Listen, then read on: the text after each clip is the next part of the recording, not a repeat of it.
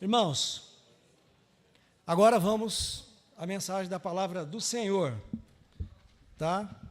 Vamos ler Atos 10, 42.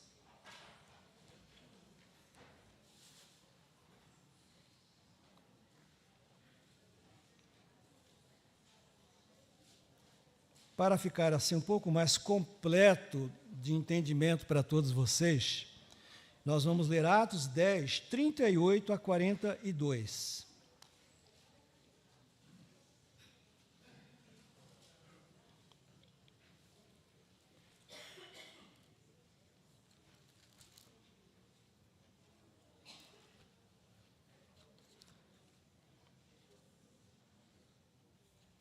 Isto. Leitura responsiva diz assim a palavra do Senhor.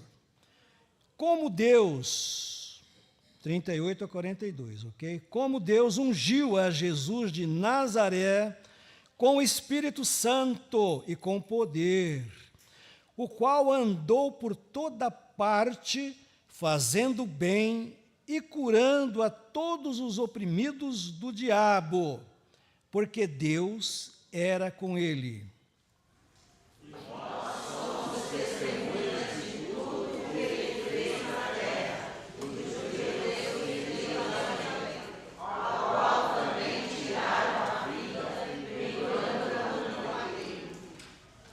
A este ressuscitou Deus no terceiro dia e concedeu que fosse manifesto. Não a todo o povo, mas as testemunhas que foram anteriormente escolhidas por ele, isto é, a nós que convivemos devidamente com ele, depois que ressurgiu dentre os mortos. E nos mandou pregar ao povo e testificar que ele é quem foi constituído por Deus, juiz de vivos e de mortos. Amém? Agora, Gênesis, capítulo 19.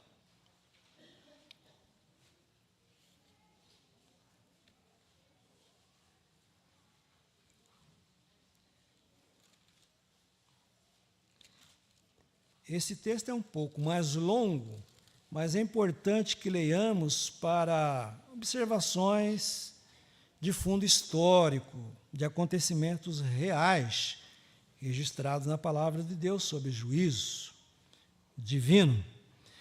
Então, Gênesis 19, de 1 a 24. Vamos fazer leitura responsiva? Ok? Ao anoitecer, vieram os dois anjos a Sodoma, e cuja entrada estava Ló assentado. Este, quando os viu, levantou-se e, indo ao seu encontro, prostrou-se, rosto em terra. Agora, meus senhores, vinde para a casa do vosso servo, perguntai nela e lavai os pés, levantai-vos eis uma camarada, e sereis o vosso caminho. Responderam eles, não passais a noite na casa.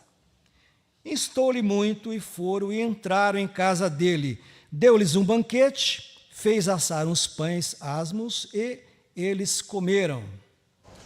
Mas antes que se deitassem, os homens daquela cidade cercaram a casa, os homens de Sodoma, tanto os moços como os velhos, sim, todo o povo de todos os lados.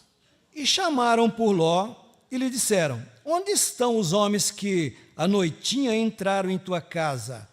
Traze-os fora a nós, para que abusemos deles.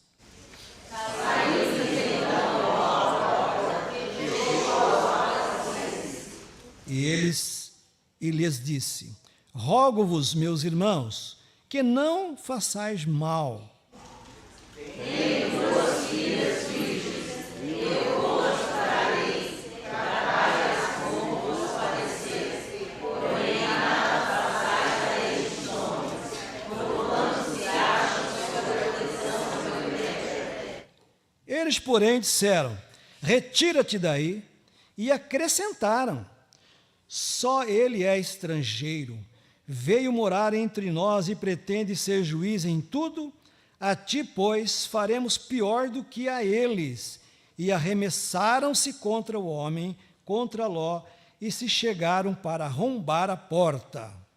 Porém, os homens estenderam a mão, fizeram entrar Ló e fecharam a porta. E feriram de cegueira os que estavam fora, desde o menor até o maior, de modo que se cansaram à procura da porta.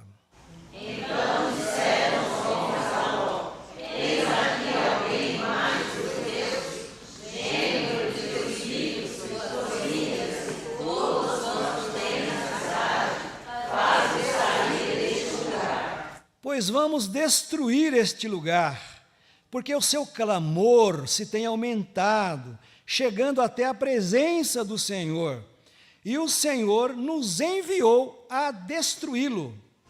Então saiu Ló e falou aos seus genros, aos que estavam para casar com suas filhas e filhas: levantai-vos, saí deste lugar, porque o Senhor há de destruir a cidade.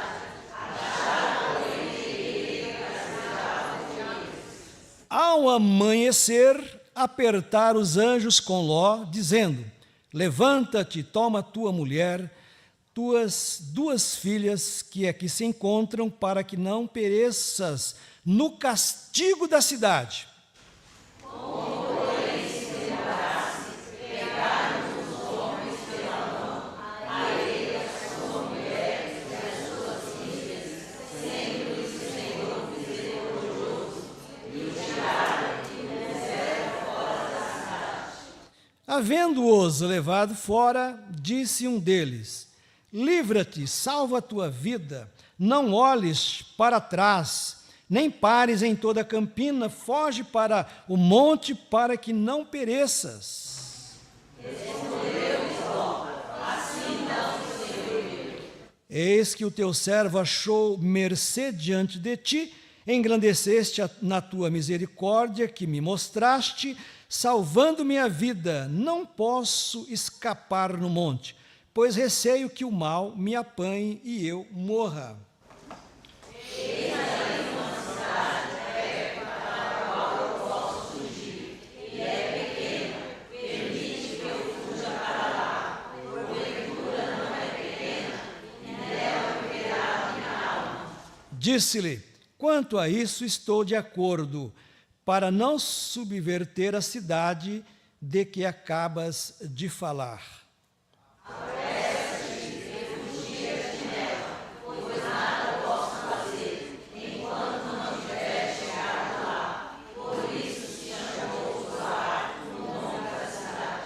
Saiu o sol sobre a terra quando Ló entrou em Zoar. Então fez o Senhor chover enxofre e fogo da parte do Senhor sobre Sodoma e Gomorra. E subverteu aquelas cidades e toda a campina e todos os moradores das cidades que nasciam na terra. Que Deus abençoe essa palavra em nossos corações. Amém? Oremos. Senhor Deus, Pai de amor, Deus bendito, nós te somos imensamente gratos, porque nos concede a oportunidade de estarmos vivos, com saúde, apreciando a Tua palavra, Teus ensinos, os louvores, a adoração a Ti. Ó Deus, nós Te louvamos pela bondade, pela misericórdia do Senhor. Abra o nosso coração para mais entendimento, ó Pai eterno, que Teu Espírito Santo encontre essa liberdade em nossos corações, em nome do Senhor Jesus. Amém. Irmãos, essa mensagem sobre o juízo e a justiça de Deus é algo muito sério, é algo evidente, que a palavra de Deus ela se cumpre. E vocês viram aqui nesse texto histórico de Sodoma e Gomorra, até, por exemplo, o termo hoje sodomia, que é uma perversão sexual, imoral, ela tem essa raiz de Sodoma, né? Que é perversão, corrupção. Veja que aquelas pessoas lá, os homens daquela cidade, eles eram tão pervertidos que eles queriam um relacionamento com os homens que foram visitar Ló. Então, mais ou menos, ou talvez eu acho que nós já até ultrapassamos, né, esses preceitos morais, ou imorais, melhor dizendo, na cidade grande chamada São Paulo e outras cidades do mundo afora. Então, a perversão, a corrupção, ela se torna cada vez mais tenebrosa, não é? Isso é terrível, irmãos. Mas o mais terrível do que essas distorções morais e espirituais é um outro problema que fica também sobre o juízo, e as pessoas não se apercebem disso, são os crentes. Os crentes que apoiam, eles não fazem como Ló, não, aqui não. Entrar na minha casa para fazer o que vocês estão pensando fazer? Pode até, com as minhas filhas, mas esses aqui, que ele já percebeu que eram pessoas especiais, que não eram dali, não eram da terra, eram seres angelicais, mas as minhas filhas estão aí, mas essas pessoas aqui não. Claro que Deus também não ia permitir, né? Vocês viram o que aconteceu, né? Eles foram tomados de cegueira. Então, nós, crentes, a Igreja de Cristo, deveria agir da mesma maneira para conservarmos e não estarmos na mira do juízo e da justiça de Deus, naquele dia, por combatermos o mal. Agora encontramos igreja que apoia todo tipo de corrupção, de coisas ruins, e quando não é igreja, com o seu sistema implantado, muitas vezes são os crentes das nossas igrejas tradicionais que também apoiam as coisas malignas.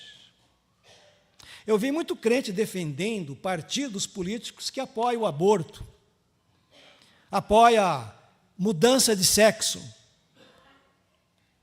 Você, crente, apoia algo dessa natureza e tem concordância com isso, está na mira do juízo e da justiça de Deus.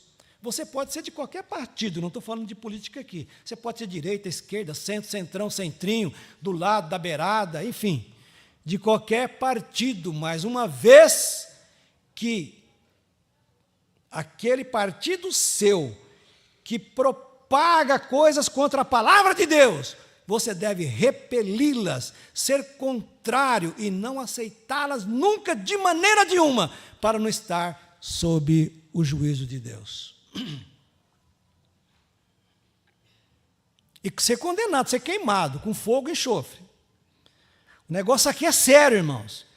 A palavra de Deus diz no Novo Testamento que essas coisas foram escritas para o nosso exemplo, para você prestar atenção que a coisa é mais séria do que você pensa.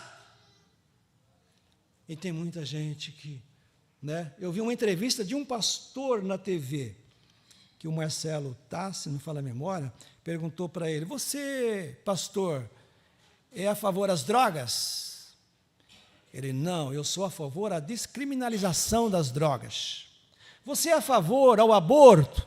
Não, eu sou a favor da descriminalização do aborto. É a mesma coisa. Não é crime? Então eu sou favorável. Falácia, né? Então, irmãos, olha que tristeza. Um pastor, uma pessoa supostamente estudada, né, defendendo essas teses diabólicas, malignas. Então, há uma iminência de juízo na terra para todas as pessoas, para a terra. Nós temos a manifestação da justiça de Deus em 6 instâncias. Eu não vou falar tudo hoje aqui, que certamente não teremos tempo, mas depois retomaremos em outra oportunidade. Veja, como se manifesta a justiça de Deus. A justiça contempladora ou agraciadora é através da revelação natural. Tudo que Deus criou foi para nós. Eu estava falando hoje na minha classe que Deus é maravilhoso, é grandioso, é tremendo. Eu estava dizendo que nós aprendemos na teofísica que se você pegar todos os grãos de areia de todos os oceanos, todas as praias do mundo inteiro, nós temos constelações muito em maior número do que todos esses grãos de areia de todo a nossa terra. Todos os grãos de areia de todas as praias. Se você pudesse pegá-las, tem mais estrelas no céu, no universo, do que grão de areia em todas as praias. Você fala, não, mas isso não é possível. Não, peraí, o senhor está equivocado. É a ciência, é científico. Por quê? Porque nós temos 2.000, verificado, registrada, 2.500 galáxias. Presta atenção, 2.500 galáxias. A nossa galáxia, onde está o planeta Terra, onde nós vivemos aqui, é uma galáxia, que tem 9 planetas. E olha, tanta coisa que acontece aqui, você fica girando o tempo todo, sabia? Em velocidade altíssima.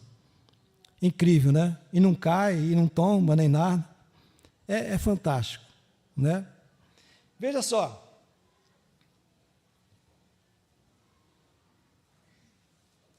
Há um cálculo que a Terra tem 4 ou 5 bilhões de anos. Isso cientificamente falando. Biblicamente falando, de revelação de Deus, nós temos 6.000 anos. É uma diferença muito grande. Mas são números. Ok? Os astrônomos, eles juram que só a nossa pequena e insignificante Via Láctea tem cerca de 100 bilhões de estrelas. E que a maioria delas são do tamanho ou maiores que o Sol. E dizem ainda que só no nosso sistema solar tem cerca de, no nosso sistema solar, presta atenção, 2.500 galáxias. Cada uma delas com outros 100 bilhões de sóis, tão grandes ou ainda maiores que a nossa. E nós estaríamos, portanto, presos a uma insignificante estrelinha chamada Sol, que é apenas um dos mais ou menos 100 bilhões de estrelas da Via Láctea, em meio a 3 trilhões de estrelas ainda maiores do que o Sol. Imagina a grandeza de Deus. Eu estou falando isso porque as pessoas perguntam assim, né? Onde que é o inferno? Eu não acredito em inferno. E nós vamos aqui que Sodoma virou um inferno. Desceu fogo do céu, por mandado de Deus, através daqueles anjos, que derreteu a cidade. Matou todos os moradores, e pela misericórdia que Ló e a sua família foram salvos. E as pessoas incrédulas, ingênuas, desacreditadas das coisas de Deus, diz não, será que tem inferno? O pastor Hernandes Dias Lopes, acho que perguntaram para ele, ou não sei se alguém falou para ele, mas diz, aonde que é o inferno? E em uma das pregações ele registra isso dizendo assim, você quer saber onde que é o inferno? É no final de uma vida sem Cristo Jesus. Ali está o inferno. E eu lembrei de falar do outro lado. E onde que é o céu? Com tanta coisa maravilhosa. E onde será que é o céu? Porque isso instiga, né, o nosso intelecto de imaginar onde fica esses lugares. Onde fica o céu? Você acredita que vai para o céu, que tem um céu? Você será absolvido no juízo, como nós vimos domingo passado, o julgamento das ovelhas e dos cabritos, um para um lado e o outro para o outro lado, é bem diferente. Um é para o gozo eterno, é o bendito de meu Pai, e o outro é malditos para o fogo eterno. São coisas totalmente antagônicas. Por isso que você não pode ficar em cima do muro, nem do lado de lá. Mas o céu, eu imagino, que é no fim de uma vida com Cristo. Se você tem uma vida com Jesus, se você é de Jesus, como foi declarado aqui agora, no cântico, você, no final, você terá o céu. Haverá um juízo, como nós vimos no domingo passado? Haverá, para todos, não é? Mas seremos absolvidos. No texto que nós lemos agora em Atos, vocês viram que Jesus é o juiz, o grande juiz. Imagina, todos nós estaremos lá, tanto vivos quanto mortos. Ah, mas os que já morreram estarão lá. Ah, mas meu pai morreu há 100 anos. Ele estará lá, para prestar conta daquilo que fez por meio do corpo, como nós vimos também semana passada. Todos estaremos lá. Ah, se você morrer hoje, você estará lá. Não tem como fugir do juízo, meus irmãos. E seria interessante, e de bom ouvido, seria interessante nós absorvermos isso no coração, na alma, de buscarmos esse preparo para estarmos lá, preparados para enfrentarmos o grande juízo de Deus. Você imagina como será isso aí? Chegou a imaginar, viajando pelas 2.500 galáxias, aqui perto de nós, mas e nos outros lugares que ainda não foram descobertos? Imagina a grandeza, imagina o tamanho desse Deus, o poder desse Deus. E às vezes nós ainda brincamos, será que vai ter condenação? Será que vai ter inferno? Porque esse Deus fosse justificar o ímpio, como foi lido no Salmo agora há pouco aqui, né, o Salmo 1, com o justo, Deus não estaria sendo justo. Mas Ele vai punir os ímpios. Ele vai punir os pecadores que não se arrependeram. Ele vai punir esses crentes. Antigamente minha mãe falava de meia tigela. Não é tigela completa, né? Não é robusto, não é completo. Ou seja, crentes que apoiam essas ideologias contrárias à santa e divina e bendita palavra de Deus. Quantas igrejas e quantos crentes não estão vivendo esses modelos que ferem a justiça e a santidade de Deus? Irmãos, durante as épocas, né, e diante desse Deus poderoso, nosso Deus, vocês sabem, Ele é um Deus que Ele não só existe, Ele é autoexistente. Ele não é um ser criado, Ele é autoexistente. Ele é a sua imensidade, que são seus atributos. Dá para você medir, só dessas coisinhas que nós lemos aqui, não é da física e coisas científicas, dá para você imaginar o tamanho desse Deus, o poder desse Deus. Contudo, Deus Ele quer que estejamos bem e em paz com Ele para termos um juízo de absolvição. Agora é interessante que Atos registra que Jesus é este juiz. E ele faz um relato maravilhoso aqui, como vocês acompanharam na leitura, que os apóstolos, eles são testemunhas oculares, que eles presenciaram Jesus, que Jesus esteve com eles depois da ressurreição. Então, é uma evidência real, verdadeira, que você não pode ter dúvida do que está registrado aqui, não é? Então, aí nesse texto que nós lemos, só lembrando novamente aqui, né, Atos 10, 38 a 42, olha só, quem é este juiz que nós estaremos perante ele? Imagina, né? Jesus de Nazaré, e que com poder andou por toda parte fazendo bem e curando todos os oprimidos do diabo.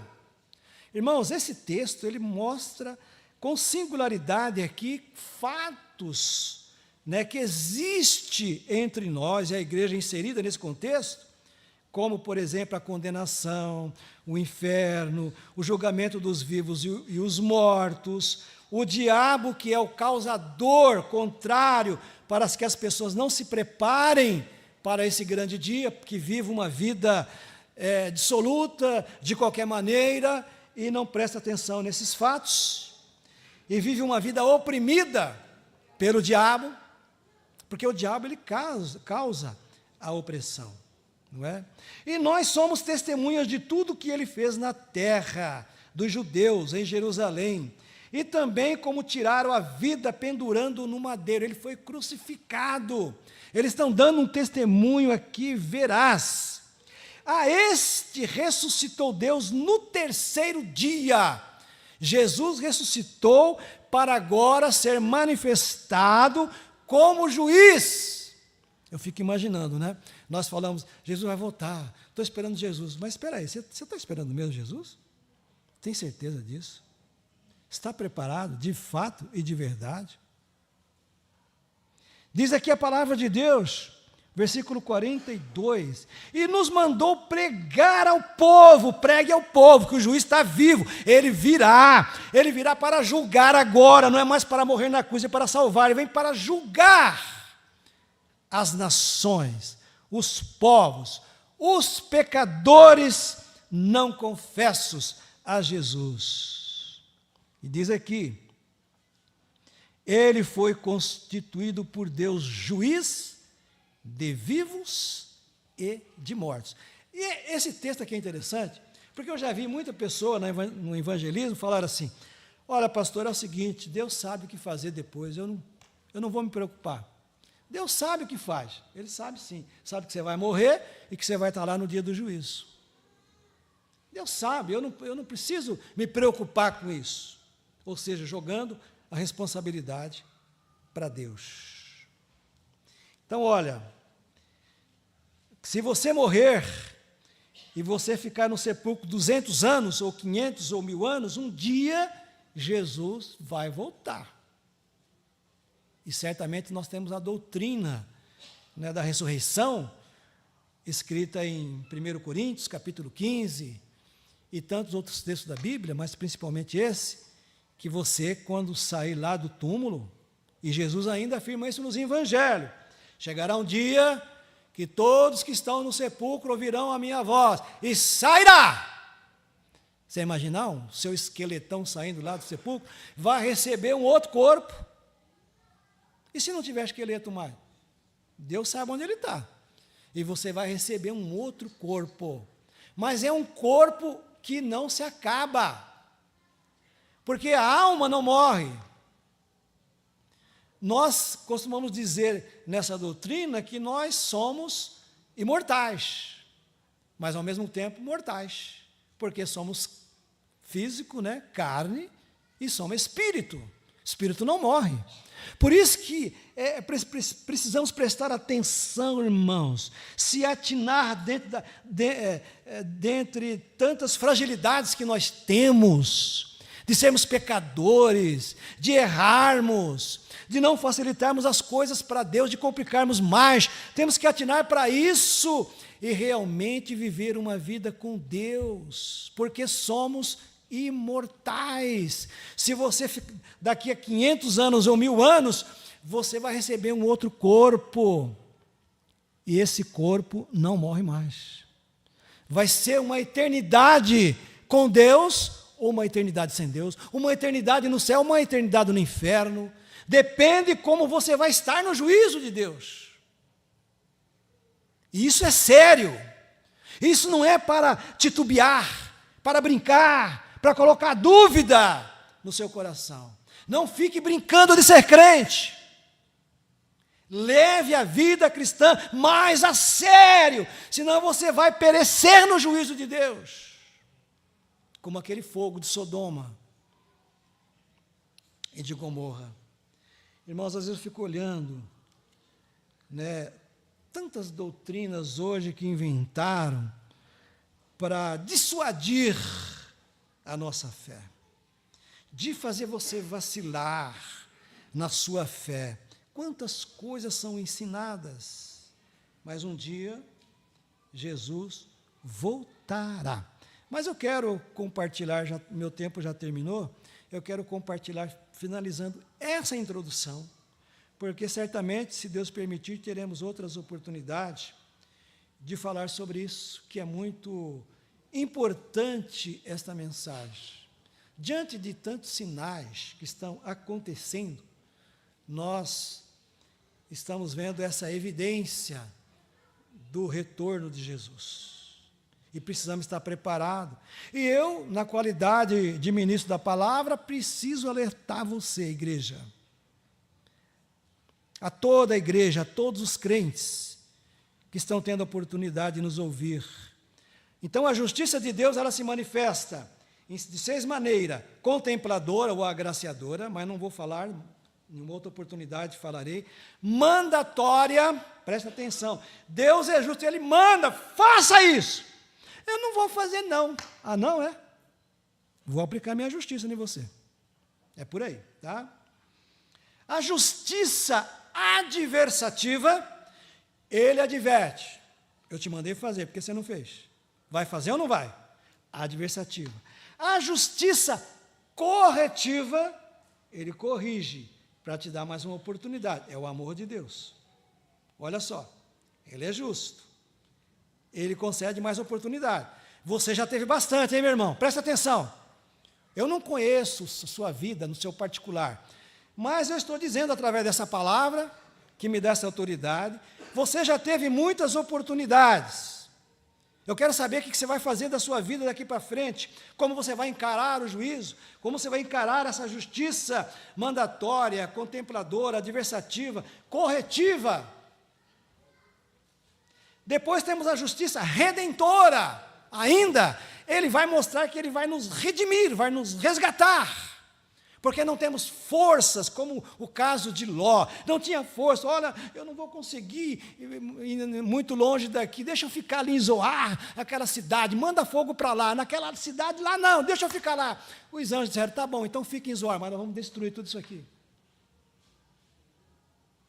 Fraqueza. Mas aí vem a redenção. E por fim, a justiça punitiva. Alguém fala assim, Deus é amor, aquela teologia universalista, né?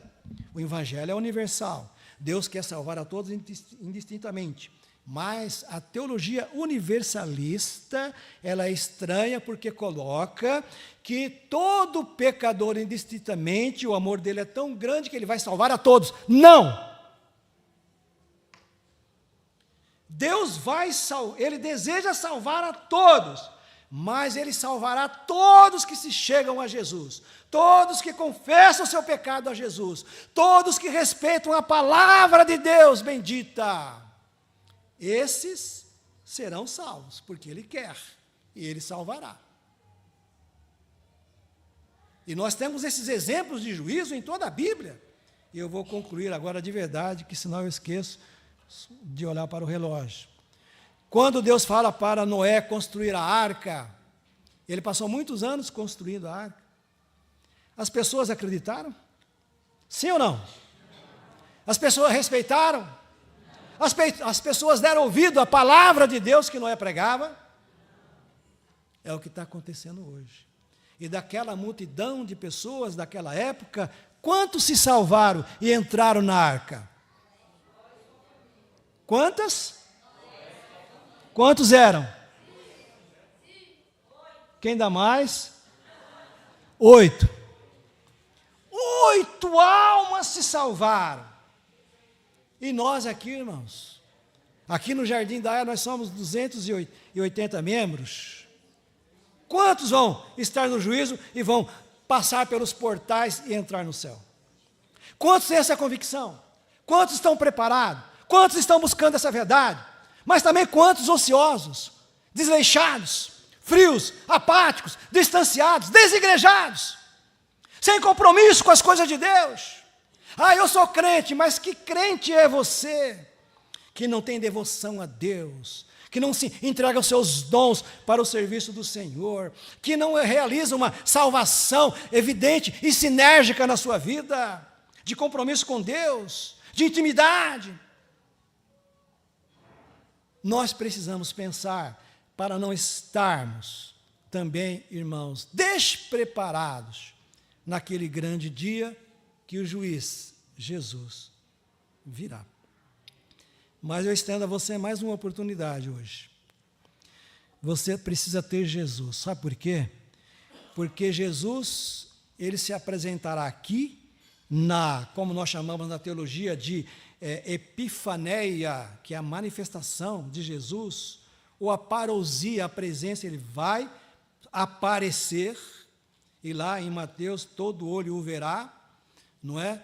Então haverá esse grande dia, e você estará preparado. Se você ouviu essa palavra e vai praticar isso, se vai continuar na mesmice, lamento dizer, mas você vai passar no juízo de Deus reprovado. Preste atenção na sua vida espiritual, viu, meu irmão? E todos vocês que estão me assistindo. Veja o que você está fazendo com a sua vida. Deus não é brincadeira, e nem as coisas dele. Qual é a oportunidade, irmãos? Ele se apresenta como nosso advogado. Imagina, alguém aqui já esteve perto de um juiz, exceto o pastor Mozart aqui, e o Josué, que são nossos advogados. Você já esteve perante um juiz? Eu já. Eu tive uma causa, eu tive essa experiência. Irmão, lá você não fala, não. E eu quis falar, né? Eu lembro que a juíza falou assim para mim: senhor Natanael, imagine que o jogo está 45 minutos do segundo tempo. É o seu caso, o senhor já está na prorrogação, e seu time está perdendo. Aí eu olhei para o meu advogado, né? Falei, e aí? Fala alguma coisa. Ele, psh, psh. Já estava dando a sentença, não podia falar mais nada. Então, irmãos, agora imagina se o seu juiz, presta atenção, o seu juiz, Jesus, ao mesmo tempo que ele vai te julgar, mas ele é seu advogado. Meu Deus, que coisa maravilhosa. Ele é seu advogado, sabe o que ele vai dizer? Suas dívidas estão perdoadas. Eita glória, hein? Eu sei que você falhou, que você não queria sair de Sodoma, mas olha, você me serviu lá na terra, me aceitou, creu em mim, me recebeu. Sou seu advogado. Eu vou te julgar você, mas olha, agora eu sou advogado, tá? Estou aqui, sou seu advogado. Olha, você não tem nenhuma falha, nenhum pecado, tá? Agora eu sou juiz. Muito bem, eu sou advogado. Não tem pecado nenhum? Não, então pode entrar no céu. Juiz e advogado. Mas se não andar com Jesus, onde é que anda a sua alma, meu irmão? Com quem que você anda andando ultimamente?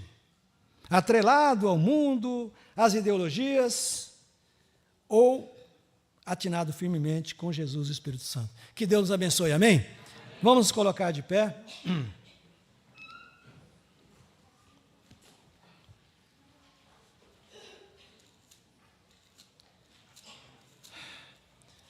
E vamos cantar pelo menos uma estrofe.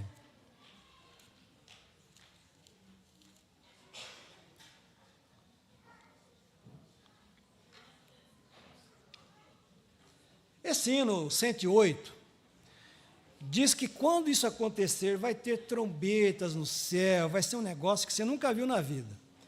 Algo extraordinário e maravilhoso, não é nem a palavra que cabe aqui, é extraordinariamente maravilhoso.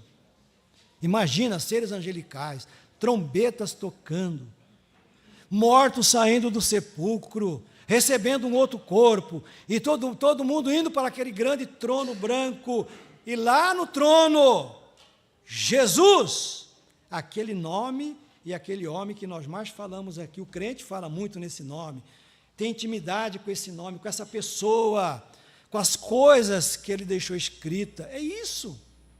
Você já imaginou como será isso?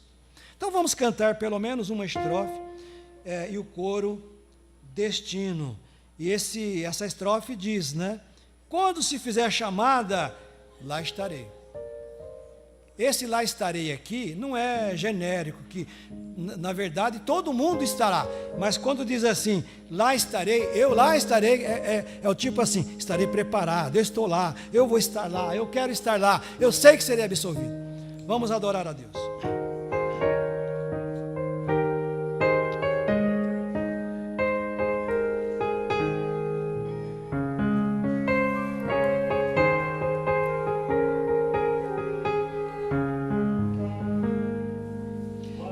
Cristo só trombeta lá no céu, quando o dia muito glorioso lá romper, e os gemidos desta terra, meu Jesus, incorporar, e fizesse então chamada, lá estarei. Fale bem alto. Lá onde o frio fizer chamada,